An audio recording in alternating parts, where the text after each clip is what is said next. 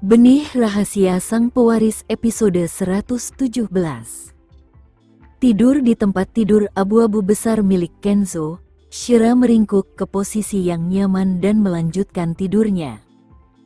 Tampaknya terinfeksi oleh rasa kantuknya, Kenzo mulai merasa sedikit mengantuk juga.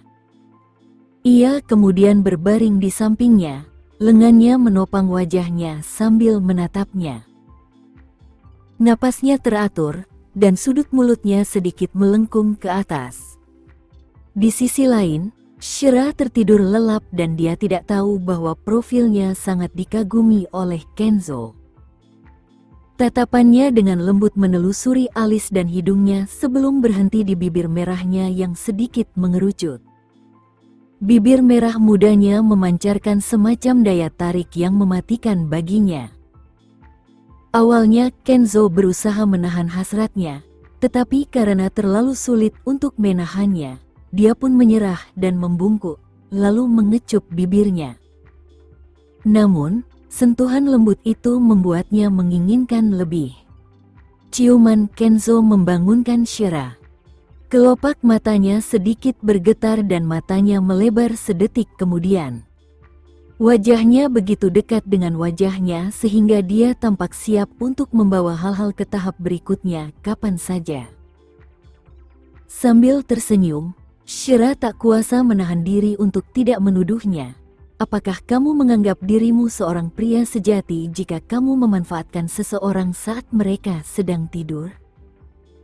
Tepat saat Shira hendak berguling dan bangun dari tempat tidur, tangan panjang Kenzo mencengkeramnya dengan kuat. "Kamu melarikan diri setelah memarahiku?" tanyanya. "Kamu memanfaatkanku lebih dulu. Kenapa aku tidak bisa memarahimu?" Matanya yang besar dan cerah bersinar, tatapan nakal. "Baiklah. Jika kamu benar-benar ingin berdebat tentang siapa yang harus disalahkan atas semua ini, itu kamu. Salahmu sendiri karena kamu terlihat begitu memikat dan merayuku." Kemampuan Kenzo untuk mengelak dari tanggung jawab adalah yang terbaik. Pada saat itu, Shira terdiam. Ia tidak pernah tahu bahwa pria itu dapat mengubah hitam menjadi putih hanya dengan beberapa kalimat. "Baiklah, tapi bukan salahku kalau aku di sini. Kesalahannya terletak pada aku yang seharusnya tidak berlama-lama di rumahmu. Aku akan mengemasi barang-barangku bersama Leon dan pergi sebentar lagi," Shira membalas. Dia bukan orang bodoh. Seperti yang diduga, dia bisa melihat sedikit kepanikan di mata Kenzo. Detik berikutnya, Kenzo mengencangkan lengannya di sekelilingnya dan memerintahkan, "Jangan pergi." Kesombongan di mata Shira meningkat saat dia mendengarnya. "Lalu siapa yang salah sekarang?" tanyanya. "Aku salah." Kenzo mengakuinya dengan jujur. Tiba-tiba, Shira merasa kasihan padanya. "Baiklah. Aku memaafkanmu dan aku tidak akan menuntutmu. Benarkah?" Setelah mengatakan itu, Kenzo segera melumat bibir merah Shira dengan ciuman yang dalam dan lama, yang membuat Shira tak kuasa menahannya. Akhirnya, ia pun terhanyut dalam ciuman itu. Kenzo adalah pria yang memiliki kemampuan seperti itu. Meskipun dia mendominasi, Shira tetap rela menjadi mangsanya dan bahkan menikmatinya. Ciuman itu membuat mereka berdua terengah-engah. Dengan mata berkaca-kaca, Shira mengulurkan tangan dan mendorongnya sambil berkata, "Jangan main-main. Aku tahu kamu juga menginginkannya." Mata Kenzo yang dalam dipenuhi dengan penderitaan dan pengekangan. Shira tahu tidak ada yang bisa ia sembunyikan darinya. Ia menikmati waktu yang intim dengannya, tetapi juga disertai trauma. "Aku akan memasak malam ini. Anggap saja ini sebagai tanda terima kasih atas makanan yang kamu masak untuk Leon tadi sore," kata Shira penuh rasa terima kasih. "Tidak berhasil, jawab Kenzo dengan frustrasi. Tidak apa-apa. Kenyataan bahwa kamu berusaha keras sangat kami hargai. Shira tersenyum dan menambahkan, itu berkat Leon. Setelah mendengar itu, Kenzo menundukkan kepalanya dan mencium keningnya, lalu mengusap ujung hidungnya ke hidung wanita itu. Apakah kita perlu mengucapkan terima kasih satu sama lain? Ujarnya. Saat Shira memalingkan wajahnya ke samping untuk mencoba menggelengkan kepalanya, bibir Kenzo mendarat di pipinya. Sebagai balasan, Shira dengan cepat menangkup wajah Kenzo dan mencium pipinya, seolah-olah untuk menghibur pria ini yang hanya bisa menciumnya. Baiklah, sekarang saatnya aku memasak, katanya. Shira bangkit dan pergi, sementara Kenzo mendesah saat berbaring di tempat tidur. Panas dan hasrat yang telah menyebar melalui tubuhnya yang ramping dan kokoh tidak dapat dilepaskan. Di Nugraha Residence, Livy adalah satu-satunya yang membayar pengeluaran mereka setelah Nindya menemani Livy berbelanja. Karena Livy bukan orang yang murah hati, Nindya bisa merasakan bahwa wanita itu sedikit kesal. Dalam perjalanan pulang, Livy menoleh dan bertanya dengan ragu, "Nindya, aku akan bertemu pacarku malam ini. Kamu mau pulang sekarang?" Nindya tersenyum dan menjawab, "Tentu. Turunkan saja aku di sini. Aku akan naik taksi nanti." "Maaf. Lain kali aku akan mentraktirmu makan malam." Livy meminta maaf. Dia telah menghabiskan lebih dari 20 juta dan bahkan membayar tas yang dipilih Nindya hari ini. "Tidak apa-apa. Sampai jumpa nanti." Untuk saat ini, Nindya tidak ingin kehilangan Livy sebagai temannya. Saat melihat mobil Livy pergi, mata Nindya berkilat mengejek. Jika Livy tahu bahwa Nindya telah kehilangan segalanya, Livy tidak akan begitu sabar padanya. Ejekan di matanya berubah menjadi sinis, dan Nindya mengeluarkan teleponnya dan menghubungi nomor Gilang. "Halo, Nindya." Gilang sedikit terkejut saat menerima teleponnya. "Maaf, Gilang. Apakah aku mengganggumu?" tanyanya polos. "Oh, sama sekali tidak. Ada yang salah," jawabnya. "Masalahnya, aku akan wawancara besok di sebuah perusahaan dan aku ingin meminta nasihat profesional tentang akuntansi," jelas Nindya. "Benarkah? Aku bisa membantumu dengan ini. Kamu mau bicara lewat telepon?" tanya Gilang. "Aku sedang senggang. Kita bisa minum kopi selagi kita membicarakannya." Nindya berinisiatif mengajak Gilang berkencan. "Baiklah. Kamu di mana? Aku akan segera ke sana." Gilang setuju tanpa berpikir dua kali. Setelah Nindya mengirimkan lokasinya ke Gilang, matanya berkilat dengan ekspresi puas. "Lihat itu. Pria Livy mudah terpikat. Semua berkat wajahku saat ini." Kemudian, Nindya berbalik dan berjalan ke pusat perbelanjaan di belakangnya. Ia menemukan sebuah toko kosmetik dan duduk di depan cermin, merias wajah dengan set percobaan. Ia dulu belajar cara merias wajah, jadi mudah untuk meniru riasan yang mirip Shira. Setelah Nindik selesai merias wajahnya, ia menatap dirinya di cermin. Matanya seperti mata predator, dan Gilang akan menjadi mangsanya malam ini.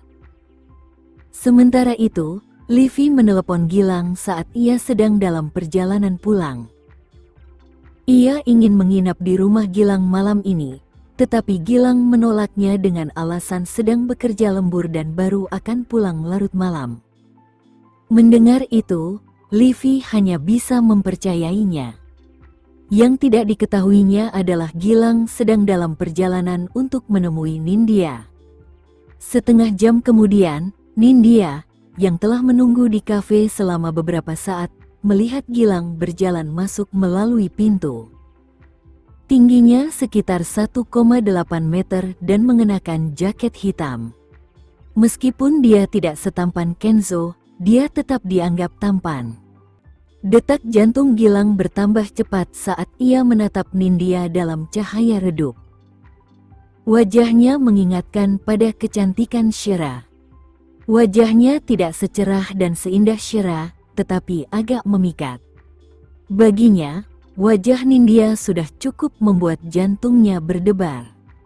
Namun, ia selalu mencari sifat Shira pada wanita yang ada di hadapannya saat ini.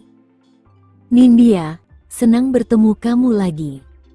Sejak Gilang duduk di kursi, dia tidak bisa mengalihkan pandangan darinya. Seperti yang diduga, Nindya tahu bahwa Gilang menyukainya, jadi dia menopang dagunya dan bertanya, "Apakah Livi tidak akan cemburu jika aku bertemu denganmu, Gilang?" "Tentu saja tidak." Gilang menggelengkan kepalanya. "Apa saja pertanyaan yang ingin kamu tanyakan padaku?" Lanjutnya. "Tidak usah terburu-buru. Malam masih panjang, dan aku ingin kamu menemaniku sebentar." "Apa tidak apa-apa?" tanyanya. "Tidak masalah." Gilang tidak keberatan menghabiskan waktu bersama Nindya.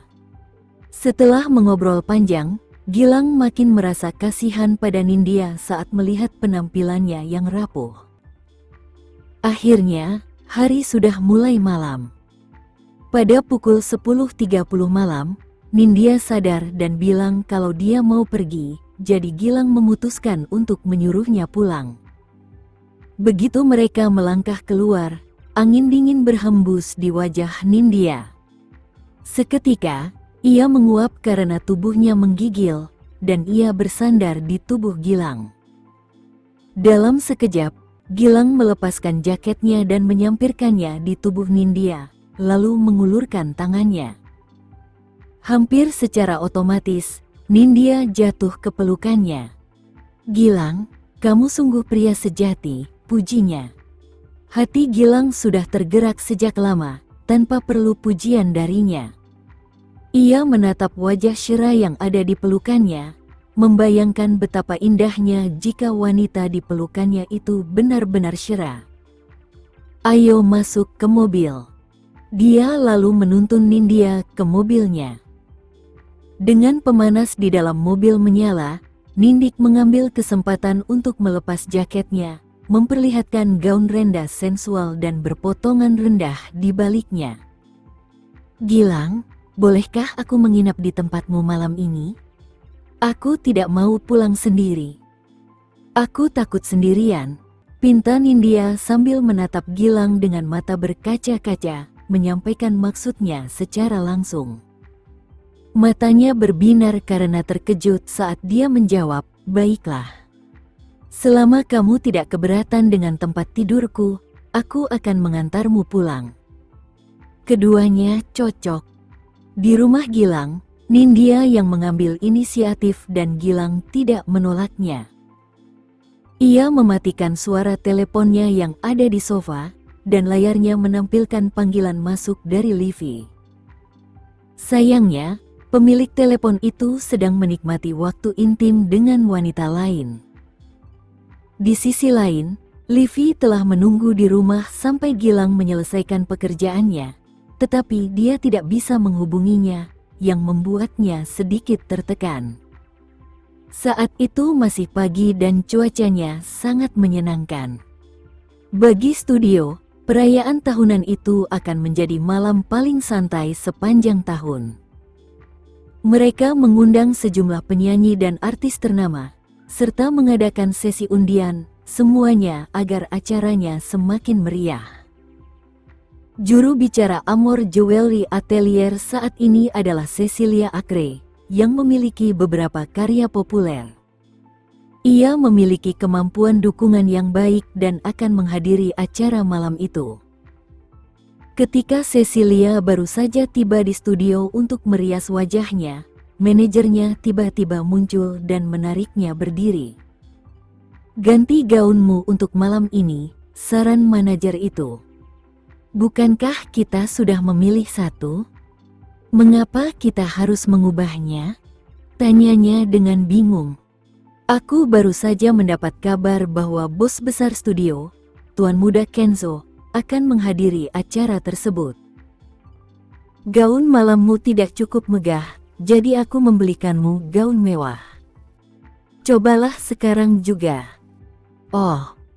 Seketika, mata Cecilia berbinar dan dia menghentakkan kakinya dengan penuh semangat. Apakah Presiden Wiharja akan hadir? Ya Tuhan, ini sangat tiba-tiba. Bukankah Presiden Wiharja mengatakan dia tidak akan datang? Tanyanya. Aku tidak tahu mengapa dia tiba-tiba berubah pikiran. Singkatnya, ini kesempatanmu, kau tidak boleh melewatkannya. Manajer Cecilia mengedipkan mata padanya. Di industri hiburan, jika dia bisa menjalin hubungan dengan orang penting seperti Kenzo, itu akan membawanya ke masa depan yang cerah dan menjanjikan. Cepat dan ajak aku memilih gaun malam. Cepat sekarang. Cecilia tidak sabar untuk menghadiri acara tersebut, dan dia ingin memperlihatkan sisi tercantiknya kepada Kenzo. Di sisi lain, semua orang di studio sekarang bermalas-malasan karena mereka semua menunggu acara malam ini. Sementara itu, Bella juga berharap bisa bertemu Kenzo. Karena usahanya membius Kenzo gagal, dia tidak punya keberanian untuk muncul di samping Kenzo. Namun, setelah mengetahui bahwa Kenzo akan menghadiri acara tersebut, bagaimana mungkin dia bisa melewatkannya? Meskipun dia sangat ingin melaksanakan tugas ayahnya, dia tidak dapat berbuat apa-apa sebelum dia tidur dengan Kenzo dan hamil dengan pewaris keluarga Wiharja. Akibatnya, Bella mencari kesempatan untuk mendekati Kenzo lagi, dan perayaan tahunan malam ini adalah kesempatan yang sempurna baginya. Sekitar pukul 10 pagi, Kenzo membawa Shira dan Leon kembali ke Wiharja Residence untuk makan siang. Helen, yang telah keluar dari rumah sakit dan kembali ke rumah, kembali bersemangat. Agar tidak membuat neneknya kesal, Kenzo meminta pengurus rumah tangga untuk merahasiakan perbuatan Nindya dari wanita tua itu. Pengurus rumah tangga bahkan mencantumkan Nindya sebagai orang yang dilarang memasuki rumah. Kemanapun Helena pergi, Nindya tidak akan diizinkan berada di sana. Helena sangat gembira hari ini karena ia menerima panggilan telepon dari Kenzo malam sebelumnya. Amor Jewelry Atelier sedang mengadakan perayaan tahunannya hari itu. Kenzo perlu menemani Shira ke acara tersebut, jadi ia akan mengirim Leon ke sana selama sehari agar wanita tua itu dapat menjaga Leon. Saat Helena memikirkan Leon, ia memikirkan cucunya sendiri dan ia menyayangi Leon dengan sepenuh hatinya. Alasan utamanya adalah karena Leon tampak hampir mirip dengan Kenzo saat ia masih kecil. Singkatnya, ia menggemaskan dan menawan.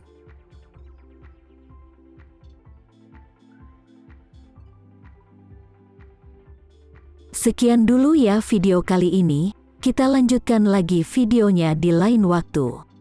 Oh iya, bagaimana menurut kalian? Semoga bisa sedikit menghibur kalian semua. Untuk teman-teman yang baru nonton, jangan lupa subscribe ya, hehehe.